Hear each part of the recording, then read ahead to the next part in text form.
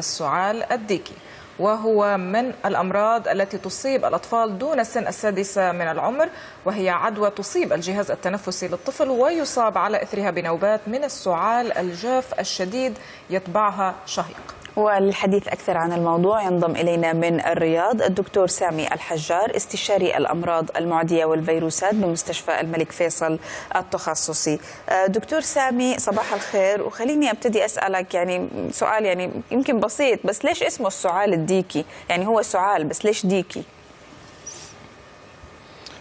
طبعا التسمية قد يكون سببها شكل نوبات السعال والأصوات التي تحدث خلال السعال. كما ذكرت سابقا يعاني الطفل من نوبات حادة من السعال يتخللها شهيق شديد، قد يكون هذا الشهيق أشبه بصوت الديك. قد تكون التسمية تعبر عن صوت السعال والشهيق بشكل خاص. طيب دكتور، المعروف أنه أعراض المرض شبيهة بأعراض نزلات البرد، فكيف ممكن الأهل يعني يكون في تفرقة بين الاثنين؟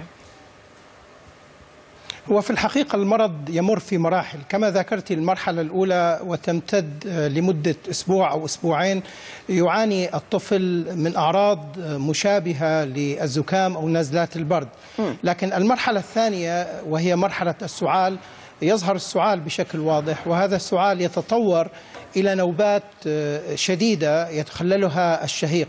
السعال قد يستمر لفترة تصل إلى 10 أسابيع.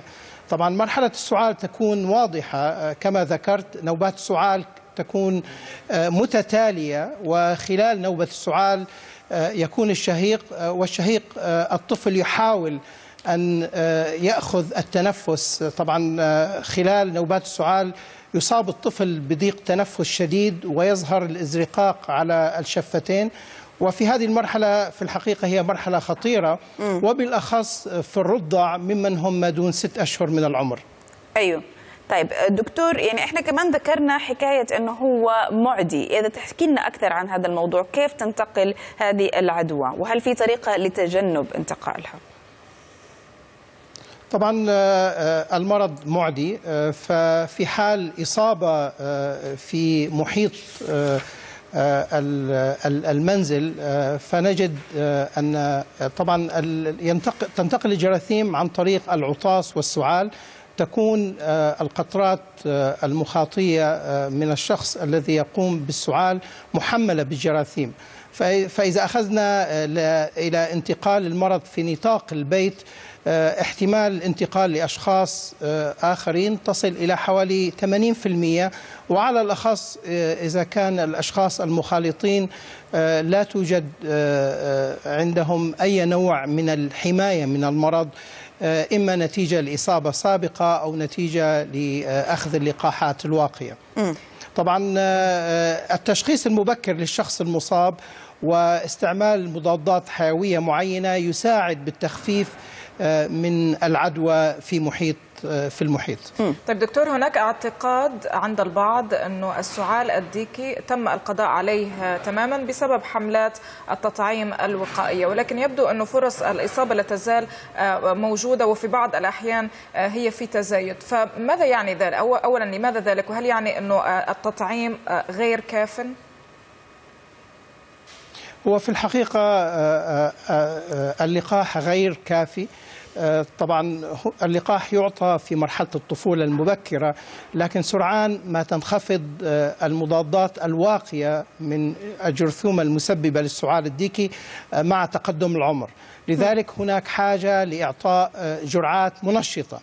طبعا عند الأطفال يعني الطفل يعطى 5 جرعات من اللقاح، تعطى 3 جرعات خلال السنة الأولى، تعطى جرعة منشطة في عمر 18 شهر، وتعطى جرعة أخرى ما بين عمر 4 إلى 6 سنوات، لكن هذا في الحقيقة غير كافي. يجب إعطاء جرعات منشطة في سن المراهقة، الفترة ما بين 11 إلى 14 سنة. فاللقاحات غير كافية، هناك حاجة لجرعات منشطة. حتى الإصابة في المرض قد لا تعني حصول نوع من الوقاية الدائمة. طبعا المهم هو إعطاء اللقاحات بشكل منشط. طيب ماذا عن العلاج دكتور سامي؟ يعني هل ياخذ وقت طويل؟ هل له مضاعفات؟ كيف الموضوع بيكون؟ طبعا هو العلاج يتركز في المرحلة الأولى على إعطاء المضادات الحيوية النوعية. طبعا هذه المضادات تساعد لحد ما في السيطرة على المرض وبالأخص العدوى، لكن بالنسبة للسعال لا يوجد تأثير شافي بالنسبة للسعال. السعال يأخذ وقته وقد يمتد لأسابيع كثيرة. الأدوية السعال لا تساعد بشكل كبير. قد يساعد البخار البارد من أجهزة الهيوميديفاير بتخفيف حدة السعال. لذلك الوقاية صراحة هي الأساس. تجدر الإشارة أنه تم تبني إعطاء اللقاح الواقي من السعال الديكي للبالغين، وفي الفترة الأخيرة تمت التوصية بإعطائه للحوامل، حيث وجد أن كثير من الحوامل معدلات المضادات التي تقي منخفضة جدا، وبالتالي لا توجد مناعة للطفل حديث الولادة. وكما نعلم أن الطفل خلال الأشهر الأولى ما بعد الولادة معرض لإصابة خطيرة. هذه الإصابة قد تنتقل من الأم أو تنتقل من البالغين في محيط الطفل.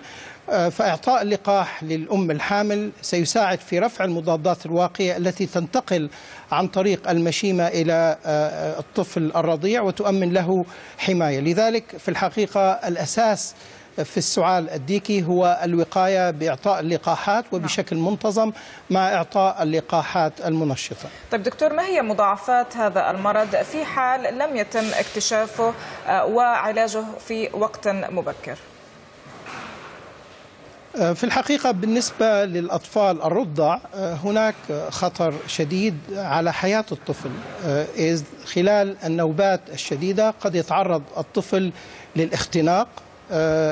طبعا في الأطفال الرضع في حال التشخيص يجب علاجهم تحت إشراف طبي في المستشفيات. طبعا الاختلاطات الأخرى في الأطفال الأكبر عمرا أو المراهقين تشمل حدوث التهاب في الصدر، بالإضافة إلى في حالات نادرة قد يحدث إصابة في الجهاز العصبي نتيجة نقص الأكسجة من النوبات الشديدة للسعال. أيوة. طيب دكتور، مثلا في دولة زي السعودية تحديدا قد إيش المرض منتشر؟ يعني في الحقيقة في المملكة لا توجد دراسات وافية عن مدى انتشار السعال الديكي. طبعا المملكة من الدول التي تصل فيها نسبة إعطاء اللقاحات خلال السنة الأولى من العمر إلى حوالي 98%، لكن هناك حاجة ماسة لإعطاء اللقاحات المنشطة، وباعتقادي أن الوزارة في مرحلة دراسة إعطاء اللقاح المنشط للسعال الديكي، وهو لقاح ثنائي يعطى في سن البلوغ. طبعا تجدر الإشارة أن تشخيص السعال الديكي أو تثبت من التشخيص قد يكون صعب، فإضافة للأعراض هناك فحوص خاصة قد لا تكون متوفرة في كل المستشفيات أو العيادات الأولية. الدكتور سامي الحجار، استشاري الأمراض المعدية والفيروسات بمستشفى الملك فيصل التخصصي، كنت معنا من السعودية، شكرا جزيلا لك.